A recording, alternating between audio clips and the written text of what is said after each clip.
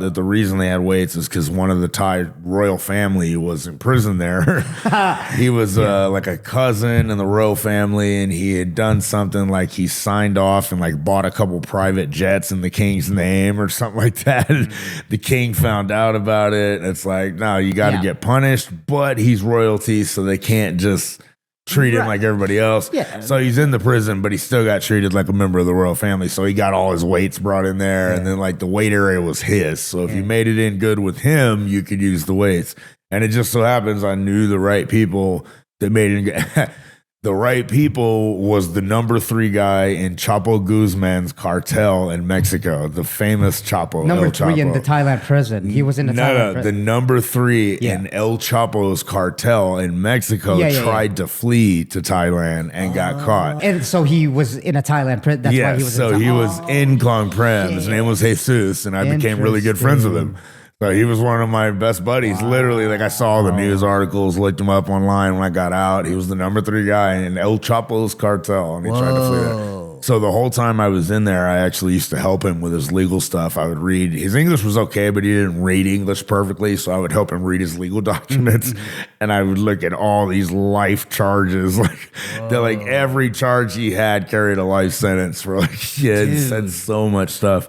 But that's also how I was eating too, because this cartel guy was buying the food for me at these meals, right? That's so insane, man. And he also happened to be buddy with the royal family member of the Thai. And so, of course, so knowing Jesus got me in good with the royal family of the Thai, and so I got to use the weights and be a part of that whole little group. You know? Power attracts power. I mean, that's what. So because of those guys, I got to eat every day and I got to lift weights. That is like so. all that. I'm so mind blown by that, because I watch Joe Rogan's podcast. Not to get too off topic, but I watched I don't know if he was like an undercover officer with the whole, and he was explaining like the whole El Chapo and how it worked out and stuff like that. It's just funny how things are so interconnected. It's like, what the number 3 soldier, whatever you want to call it, or number 3 person in El Chapo's he ended up in Thailand with you. Like, it's so gnarly. But it makes sense. Like, if you're gonna flee the country, where would you go to Thailand, right? Or flee somewhere. I can tell you other stuff that where people would flee to. Well, there's other probably Filipino, you know. There's probably better places, but in sense. But it kind of made sense. Like, I get it. Yeah. We were actually trying to convince him. It's funny. Like, I had a little clique of guys that I hung out in there. There 6 months. So I made some friends.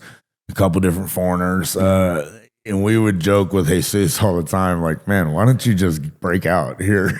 Because like it's so corrupt in Thailand, you could just pay off a few people and like. So what was his answer? Get yourself broken out. I don't know, but think he could have done that, right? No, he was awaiting extradition to the United States, and it's like, dude, when you go to the States, that's it. You're gonna be in prison for life. You never get out again. So we were trying to convince him to like, man, break out here. You're in Thailand. It's probably the easiest place in the world. If you can funnel millions of dollars here to get out, you can just pay off a guard.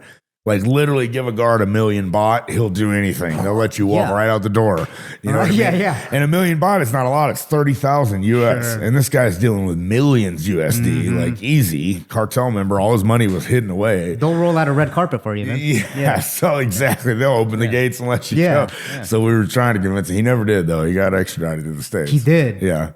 And have you researched that? Is he still... I don't know. I tried to look it up now. Because I would figure that he'd be like what you were just saying. He'd find a way. Like you hear that on the stories all the time. It's kind of, or I don't know. I would have. If I was him, I would have broke out of jail in Thailand. I would have used my money and paid off somebody or But I'm sure that he was kept under a tight leash, right? Because extradition, when you're getting extradited. Not really, though. No? That's the thing with the Thai prison. I mean, we weren't getting out of there. It's not an easy place to like break out of. But I'm saying like this guy had the resources to like have his buddies drop down in a helicopter and just grab him. Shit. Like seriously, it wasn't like we're not in a situation where somebody would do that. They would be able to do anything. They would not be able to do anything. Yeah. Like just fly off and that's it. Wow. You know, and so like, I mean, situation like that, like you can arrange that if you got millions of dollars and you're paying off, and you can pay off all these guards and just look the other way and not do anything or react slowly. You know?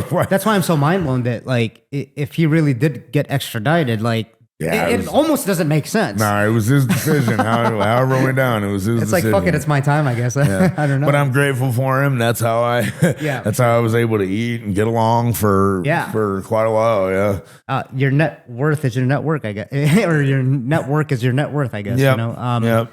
But can you I mean, talk to me more about the like how the training and the fighting in the prison, because again, that's like out of a movie like Bloodsport or something, or like the Hurricane, like what we were talking about, the hurricane. So Klong Prim is separated into like 5 or 6 smaller prisons that make the giant like central prison, right? There was a time that I got really sick in there, and so for about 6 weeks they took me to a central hospital, and I was on like the 10th floor of that thing, and that was the highest I had ever been in that facility, so I could see over the walls and I could see Bangkok on the outside. Oh, cool. But I could also see all the other little sub prisons that were around us from this hospital room. And so, yeah, it was kind of crazy. So the actual prison where they fight and have the rings and all the pads and they train and they fight that was actually on the other side of the wall for us. They only reserved that for people who had 25-year and up life sentences.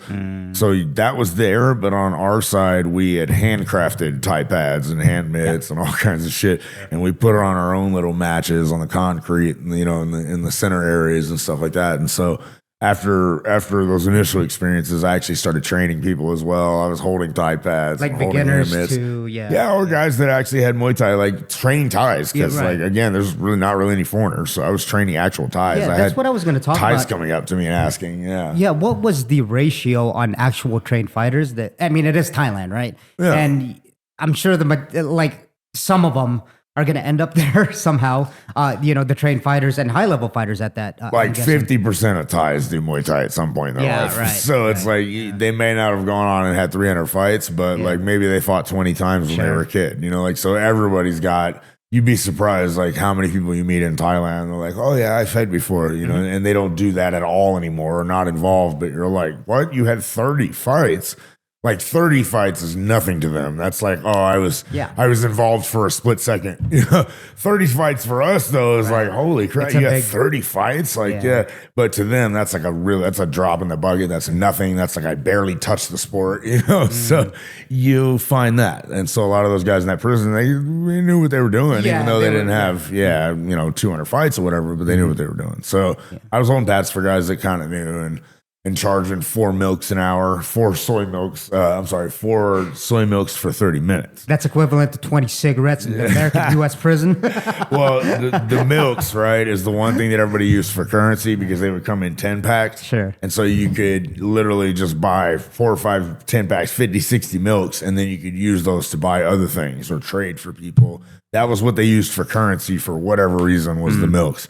So I could take the milks as currency and then use that to get coffee or to get food or to get, whatever I wanted, extra stuff while I'm in there. Yeah. So that was my little racket for like making a little money, right? Yeah. So I had to basically deal with this whole experience. And we talked about like the Buddhist prayer twice a day. It came over the loudspeakers and everybody had to be quiet and had to sit up. And so I started meditating again, during those times every day, because it was the only time that the prison got quiet. Otherwise, it was like the sound of Thai just being spoken 24 hours a day. It just drive me nuts. Like, nothing wrong with Thai. I love Thai land, love Thai people. But especially if you don't know the language. When you don't know the language, hearing Thai just spoken 24 hours a day. And prisoners never shut up. And especially Thai people are super social, so they never stop talking with each other.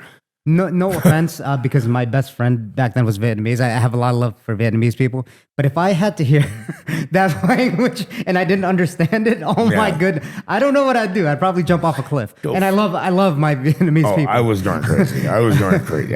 I'm sure they'd say the same thing if I talked in Filipino. They didn't understand what I was saying. But you know what I mean? Yeah. It's like, damn. So when the Buddhist prayer came on twice a day, and for 45 minutes, everybody had to shut up. That was my favorite time. That's right. I just started meditating during that time. And I memorized the Buddhist chants that came on the loudspeakers. And can we talk about that for a little bit? Because one of the things that I shared to you on my Instagram was, the most watched shorts on my YouTube. The meditation stuff. And the funny thing is, we'll just clear it out the air. It's like the Eckhart Tolle thing. Yeah, I get it. But then what? Like no one's had that idea before. You know what I mean? We reverse nothing new under the sun. Yeah. We reverse engineer of what we hear. Yeah.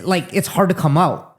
It's hard to come up with your own thoughts, since every thought's been thought before, right? Yeah, of course. It's Of like, course. come I on, think dude. people hung on the name. It was the name because that's what Yeah. he called it in his book as well. And I just forgot where It's I like, got all that right. from. I've been calling it that for years and forgot where I even read it from. And, but and I've heard of similar, like, watching the Watchers. It wasn't just called Watching the Watcher. It was just like watching yourself outside, like an astral recall. I think it's kind an of thing. actual chapter in The Power of Now, though. I Yeah, think it's an actual okay. chapter called Watching the Watchers. So that's sure. why people are like, oh, hey, Yeah. whatever.